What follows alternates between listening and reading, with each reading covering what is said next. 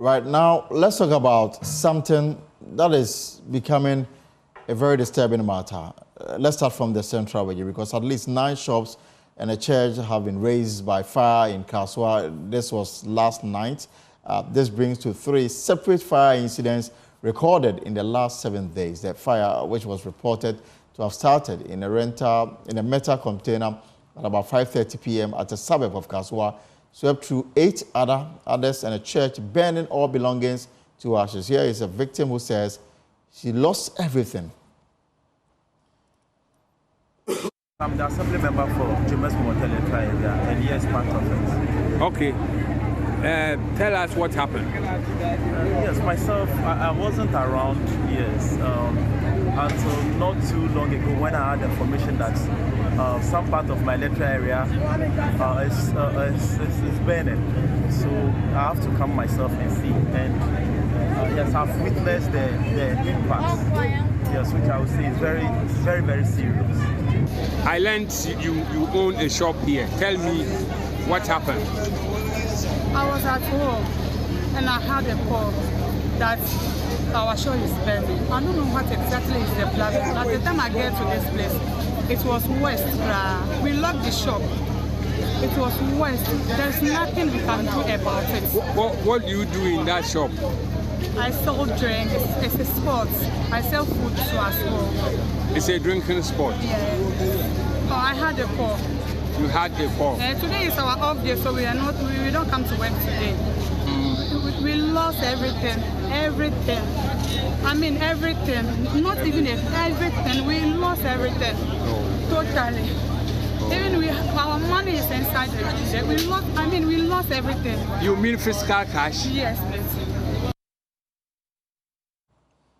So this was last night at Kaswa in the central region. Remember also here in the Greater Accra region is day 3 in the fire service attempt to put out a fire that started last Sunday at Zongo Lane, close to the Rollins Park.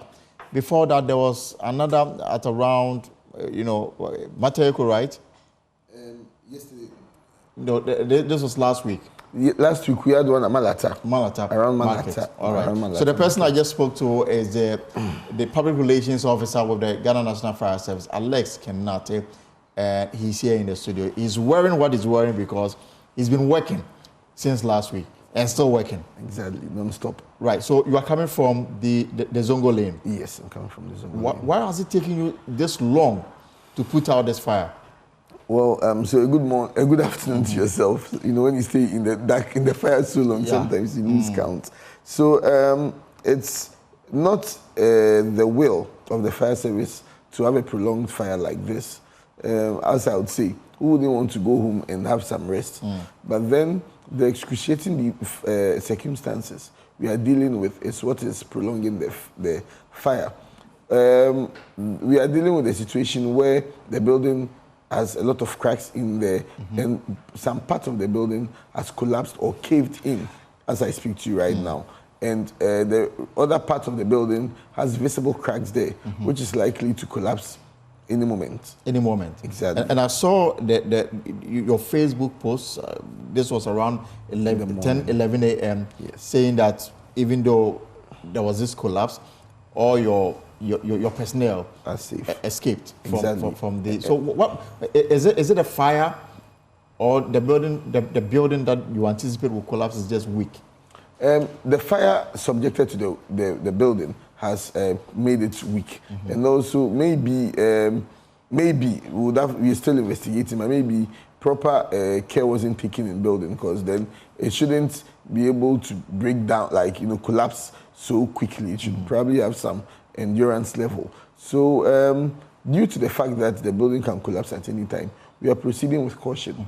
The fact that we want to, as much as possible, salvage items or save properties doesn't mean that we have to put either firefighters or the civilians in harm's way.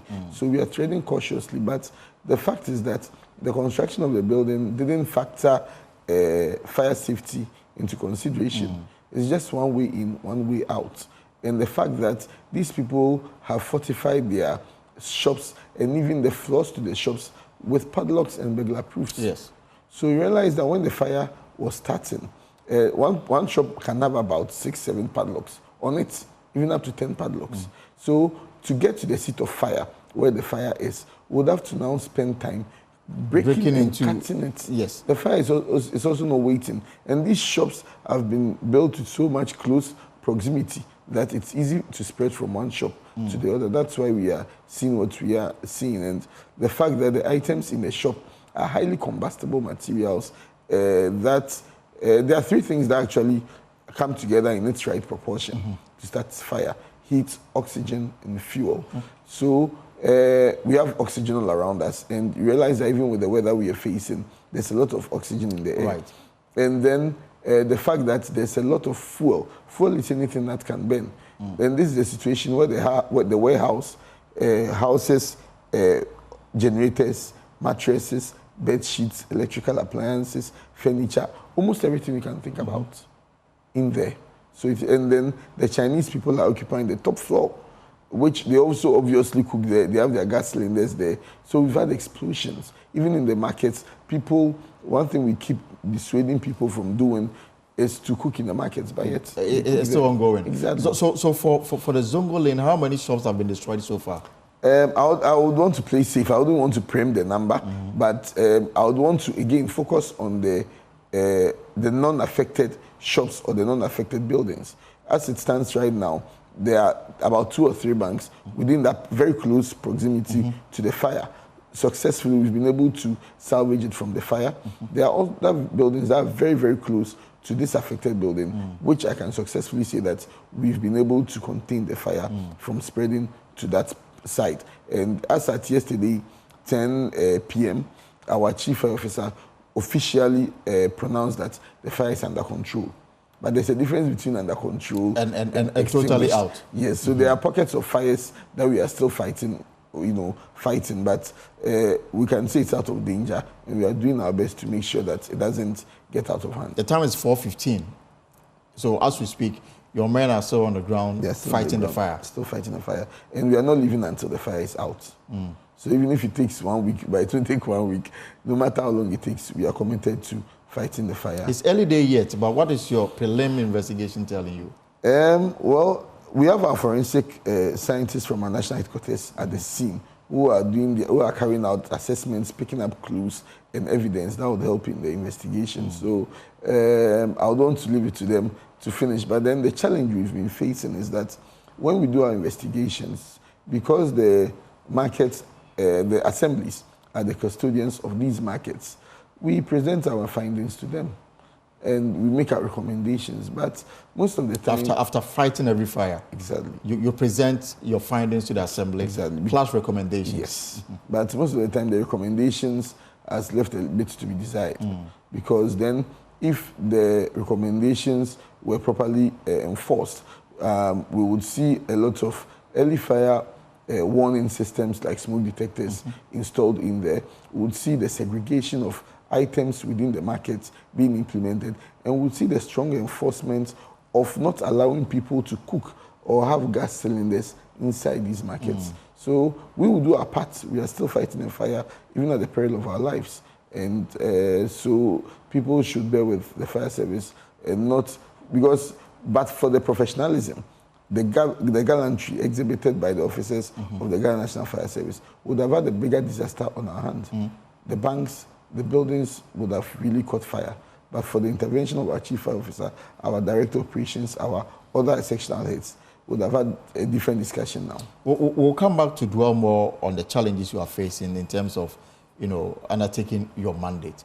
Let's move from the Zongo Lane to Parliament. Now, at the commencement of business today, the Speaker of Parliament was full of praise for the manner in which the Ghana Fire Service reacted to the fire that's engulfed some portion of the Justice 100 building.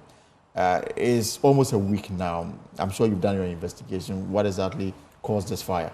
Well, investigations take more than a day, more than a week. Some investigations even take a month, or more to come up with. So, and the investigations also, after it's conducted, goes through quite a lot of people, to be sure it's credible before it's out. So, as of now, it's still in the pipeline. We've not come up with a conclusive investigation yet. So we'll submit it to Parliament and they will make our recommendations. So going forward, we would try to avert such a disaster in the future. I remember at the heat of the fire, when we spoke to you and, of course, some personnel from the service, you told us that the room that was engulfed in flame had some material stored in there, and that probably may have, pushed the fire to rage in the manner that it did. Is it normal to have such, such materials or such property in such a building? Well, it depends on the purpose of that particular building. If the building is meant to be a storeroom, that houses, and in this case, from what we gathered, it was supposed to be a storeroom that housed documents and a few items in there. So it's normal. But then what should have really been adhered to was a lot of more stringent fire safety precautions as a result of the vulnerability of that room. So we have a fire station at Parliament who constantly carry out fire inspection within the area. But that particular room, for a while, had been out of bounds to our officers because of how sensitive that room is containing documents. But did the alarm go off? The alarm, yes, I think the alarm was triggered. That's what prompted us. But then the unfortunate thing is what... The water thing didn't work? The water sprinkler didn't work. How come? I think there was a problem that was identified by our officers at Parliament and was...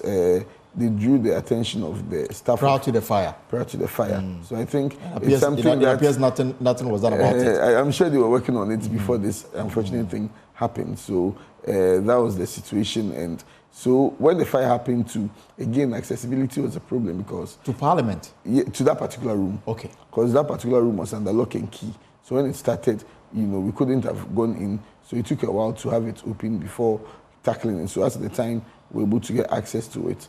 The fire had spread, but kudos to our men and our chief fire officer who was there. We were able to contain it and prevent it from further spread to other parts of... And I guess your investigation and outcome, that will be contained in your findings and recommendation. You are going to make a forceful proposition to Parliament. Exactly. And the fact that our fire officers are there who do... Because, as I said, that particular room was...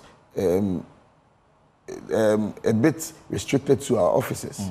So you realize that all other places that were not restricted to our officers didn't record such fires. So I'm hoping that going forward, other state institutions that have our officers there should do well to make all the officers accessible to us because you can never tell where a fire would start within a particular building. Parliament is a very important arm of government. Is it normal that, the legislative arm of government does not have a standby fire engine? Oh, so there was we've always had a standby fire engine there, and as a service, we are being proactive in extending our services to everyone within the country. So it was faulty, and we had to have it serviced. So when it was functional, it had to be reassigned to Anya, because we had to serve the good people of Anya. We got under tender to Parliament though, but we had to make sure that it was in it was in a very perfect working condition. So as I talked to you, it's at our workshop in Tema being worked on, and as our chief had promised, within the shortest possible time, we'll have a standby tender at Parliament again. And you also reported that from last week up until now, you've recorded over 50 fire outbreaks. Yes. Across the country. Across the country. Greater Accra leading. If we should even extend it to all, like the Greater Ghana, it might be a bit more. A bit more. It might be a bit, considering electrical fires, vehicular fires, domestic fires, commercial fires. Yes, we would have in excess of 50 fires within the week. If you could compare this on a regular basis, like this is just for 1 week, is it normal, or you are having an upsurge in the number of reported fire cases? This is even a reduction because we've been constantly embarking on excessive fire safety campaign. But it's regrettable to note that people have nonchalant attitude towards fire safety. People always feel like they fear the thief more than they fear fires. So that's what we face. Our officers at Makola, for instance, carry out extensive fire education within the markets, but people's attitude towards them is unfortunate. If I'm to say this in Chi, they go to talk to them and they'll be like, you know, that kind of thing. Last 2 years, we had a collaboration with a media house and to have fire education at Dome Market. I was there. I was heartbroken. No one wanted to come back. They didn't show any interest they didn't show in the interest. education. And that same night, that's the same night Mile 7 Market caught fire. So it's very unfortunate. And we told them that, look, and I was playing to tell them. They think that fire outbreak is very far from them? Exactly. And so they don't mind. You know, so, but you'd go and they would fortify their locks with a lot of burglar proof, a lot of padlocks, as if they are trying to keep Satan away from their shops. Because they fear the thief. The thief more than they fear the fire. But the thief will probably come. If the thief should come to this beautiful studio, I don't think he can take all the lights. No. He might probably take a few cameras. There's beautiful set, he might not take it. But the fire does not have the taste to choose what to take and what to leave out. It will take everything. So why do we fear the one that, you can even negotiate with the thief. Oh, this is what I have, please take and leave me. But the fire comes, you can negotiate with him. Absolutely. So but in terms of classification, would you say that domestic fire is number one concern? Domestic and electrical fires. Electrical fires. Yes. And what really is the issue here? Is it poor electric wiring or gas explosion? What in terms of the rank will you say is responsible more for domestic fire? One would say that, you see, people not employing qualified electricians to help them with their electrical installation is one thing. If you drive through some parts of Accra or even some parts of Ghana, you'd see very old buildings with a lot of air conditions on it. Yes. And then you wonder, this building probably looks like the time it was, the building might probably be as even older than me. And as at the time that building was being put up, air conditions were probably not part not of the thing. equation. Exactly. High load home appliances were not part of it. So probably the wiring that was used at that particular time was wiring that was just used to power fan and then TV. You're right. But this is the situation, they rent it out and people bring in air conditions. So it tends to put a lot of load on these electrical appliances. And then when there's load and there's heat, there's fire. The fact also is that people also, as I said, people think fires are too far away from them. People think fires are too far away from them. People would say, we call the fire service, they are not picking. See, I'm sure everybody has the police number on their phone because they fear the thief. But ask them if they have the fire service number. Nobody has it. And sometimes I ask them, you see two canopies, one police, one fire, and we tell you, oh, we are both having a sensitization program. Right. Everyone will go to the police. Yes, it's people fair. Have cases to report. Exactly. And you always hear people crying, oh, I come for hiring, you hear police station, but you never hear anyone saying, Ija hiring, you hear police, you hear fire station. So until, as a people, security is very important. I'm not undermining it, no way. But try to find a fine balance between your security and your safety. But on the other side, in terms of people's attitude towards the Ghana National Fire Service and whether or not they have access to them, I'm also worried about the kind of prank calls that you get. How pronounced is that? It's a big headache for the service. It's a big headache for the service. And that is where it calls into question we being each other's keeper. Because you realize that when you call, our emergency lines are just like your phone. If someone is on the line, until the person gets off the line, you can't pick another call. So if someone is on the line pranking us, and you are calling in, obviously you can't get through to us because unless that person gets off the line. So if you see someone pranking, for all you know, you might have an emergency trying to get through to us. And it's not coming through. But it's not coming through. So there's no way you call fire service and won't pick. Why are we existing? So what kind of prank calls do you get? What do people actually call to report? It's unfortunate. Someone will call. I think I said some on your shows, one of your shows last time, and it grew some controversies. It's funny. Someone will call, me number. Someone will call. But there's a phone, the person doesn't see your face. Once they hear the lady's voice, voice let me do.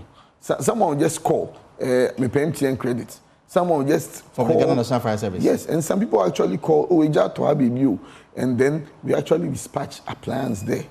See, we've had situations where people prank, we move appliances to a different location, and in their absence, there's a fire. So it means we'd have to fall on a much further appliance to respond to a fire, which would have probably taken a shorter time. But because someone has pranked and has moved the appliance out of its jurisdiction, it's depriving the people who need it of our services. So it affects all of us. And what have we done about it? So we've upgraded our fire master control systems to be able to track, to be able to see initially at first when calls come, we do not get the numbers. It just comes in. But now we're able to get the numbers, and then we are collaborating with the police so that we would, at least now with the introduction of the Ghana card, we should be able to track some of these numbers and then take punitive. Have you done any arrests relating to this? No, so it's a developing upgrade that we are doing, with these collaborations that we are doing. So we just had this new system installed, and we are still familiarizing ourselves with it. So within the shortest possible time, once the system is fully in place, action will be taken against people. On these matters. So you are warned, if that is what you've been doing, the Ghana National Fire Service say that they now have a system to identify your number, and they will come after you. Exactly. If you really don't have nothing to tell them, please just keep your issues to yourself. And only call when you have an emergency to report.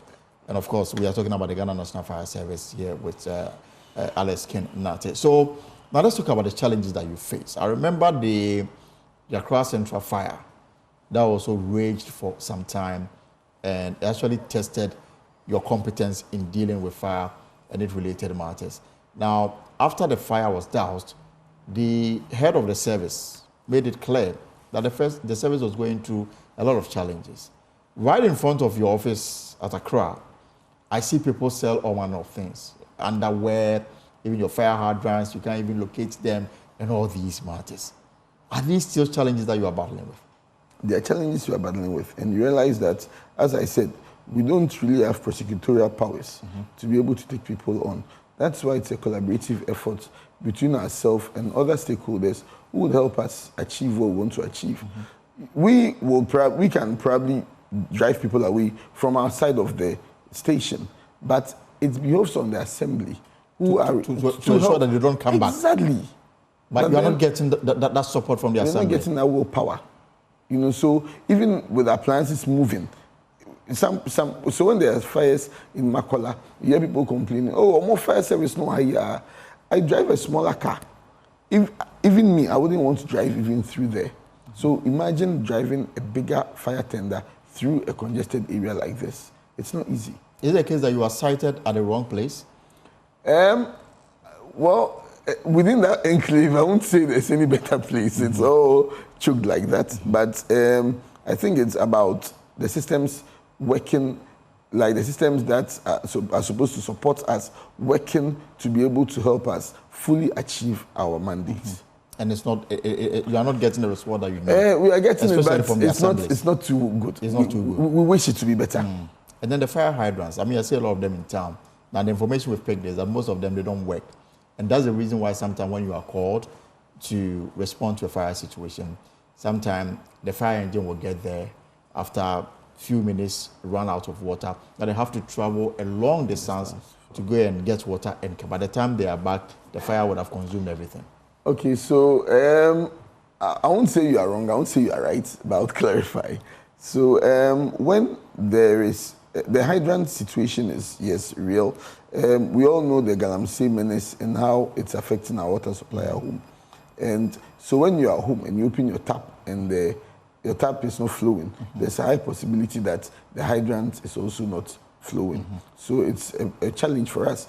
And mind you, no fire tender would move to a fire scene without water. It's never done. But we've heard that they came without water. It's so unfortunate. You see, when with the whole fire tender you see like that, it doesn't contain all water. It contains water. It contains tools that we use during extrication, hoses that we use, and other tools that we use during the firefighting. So when the pump is engaged at full capacity, within 3 minutes, the water is exhausted. Right. Within 3 minutes, the water is exhausted.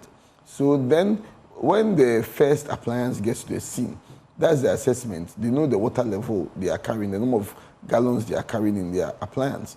Once they get there and they realize how big the fire is, then they immediately call for reinforcement, so that the reinforcement can be on its way while they start fighting the fire. So there's never been a time when they will come and then they will say they are leaving and go and come. No, because we'll have other tenders on its way to be able to help. So when they come and they supply water to the appliance that's run out of water and they go, then people say, oh, but other car for buy you and somebody because so it's good when people people will come to us, ask questions, and we'll be glad to answer them. Right. Before I let you go, I know that there are some states in the US where if somebody, does a prank call, the person is charged $5,000. And I guess that has helped deal with this indiscipline that we have in the system. We need money. So if you start charging people, it's help us. But before you go, we are almost about entering the dry season. What will be your final message to Ghanaians as we wrap up? So I'll tell people that our fire stations do not have padlocks on them. We are open 24/7. Walk to any fire station. Ask them that I want to stay safe. What can I do? We are there for you. And to the market men and market women at Zongo Lane, please, we are not taking you for granted. And it is not our will that this fire has protracted. But again, as much as I empathize, I want this to be a lesson that moving forward, let's all be each other's keeper. When you occupy a particular space or a particular shop, and you realize that within that area, they are citing buildings or they are citing other unapproved structures within the place, ask questions that with this that you're doing, if there's any emergency, how do you expect the fire service to respond? Ask questions, please, because do not wait, because at the Zongo Lane fire, for instance, I had situations where people came to me that, why don't you people break this place and pass your car through? And I told them that you saw it when they were building it. Right. You never thought of a day like this. So you're now telling us to break it.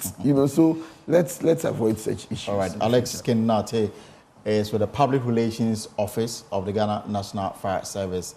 And the assurance here is that for folks at the Zongo Lane, they are still working to ensure that there is complete, dousing of the fire that is still, but it's under control. It started on Sunday, and I hope that hopefully very soon they will declare it out completely. This is the pulse here on Joy News. Now, let me take you outside the shores of Ghana, and Germany is still in shock after a suspected member of the so-called Islamic State carried out a terror attack during a festival in the city of Solingen.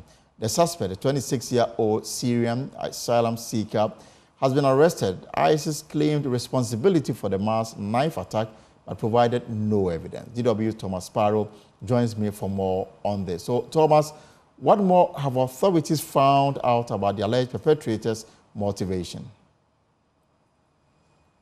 This investigation has been now taken over by Germany's public prosecutor, which is a sign that German authorities are indeed looking into all different avenues related to a possible terror attack.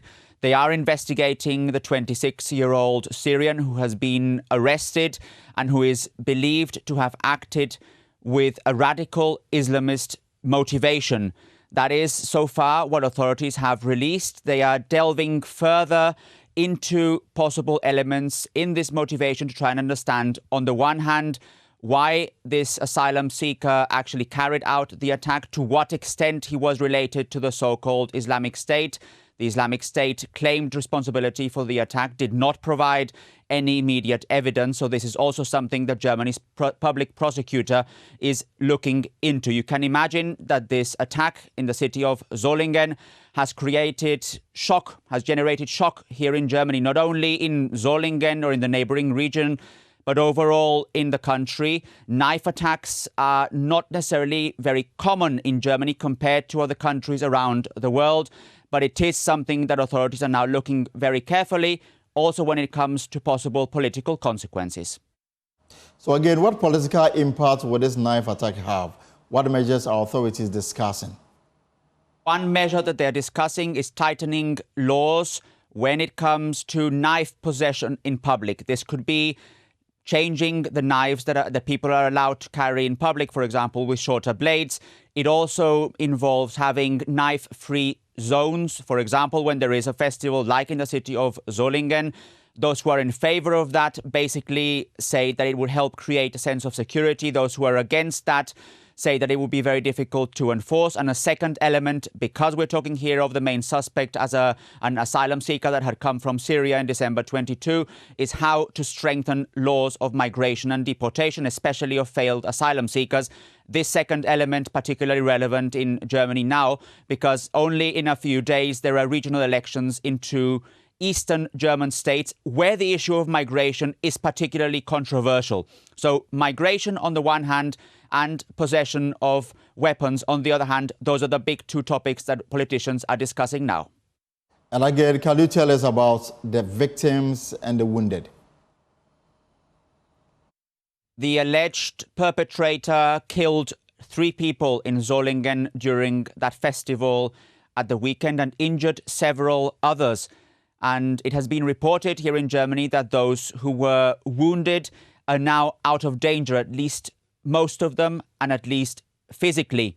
And this is important to stress because experts have already indicated that even if those who were wounded recover from it physically, the impact of the attack in Solingen, the impact for those directly and indirectly affected is one that will probably take longer to heal. These kinds of attacks do not happen very often here in Germany. These kinds of attacks leave a mark not only for the community, not only for those directly affected, but for the country as a whole. So as well as the political discussions in the country, as well as the political consequences that such an attack might have, the discussion here in Germany now is also about helping those who were directly affected, but also helping the community and the country as a whole to recover after this shock. Thomas Parr with the DW TV, thank you so much for your time this afternoon here on The Power. That's our show, folks, for today. But we have more stories on myjoyonline.com. Student who stabbed colleague at O'Reilly Senior High School arrested. Speaker accuses majority of bad faith over parliament recall for emergency. We need answers. Family of stabbed O'Reilly SHS student demand justice. There are so many stories we have on myjoyonline.com for your reading pleasure. But that's our show for today. We are back tomorrow, same time at 3 p.m. for another exciting edition of The Pot. But whatever you are up to in the hours ahead, I hope is profitable. My name is Elton, but we have a good evening.